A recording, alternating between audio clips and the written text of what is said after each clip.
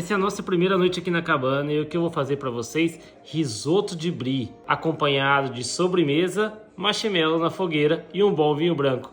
Bora ver se vai ficar bom essa receita? Já comecei aqui cozinhando meu arrozinho branco e chamei reforço, claro. Uma para cortar o bacon e outra para cortar o brie.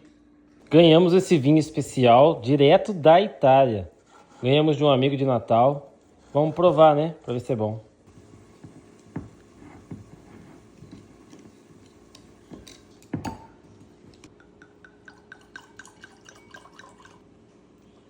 Cheers.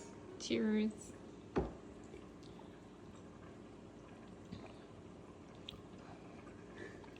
Pra mim é 10. Isabela cortou o brie pra mim. Nosso arroz já tá no ponto pra jogar o brie. Tô fazendo um baconzinho pra jogar por cima.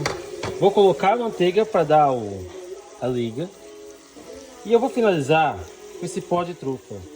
Gente, vocês não têm noção o que é isso aqui. É muito caro isso aqui no Brasil. Eu nunca comprei, mas aqui eu paguei $16 nesse vidrinho. Mesa pronta. Finalizei com bacon. Coloquei no prato. E é isso, galera. Risoto de brie com bacon. E aí, prova e me fala.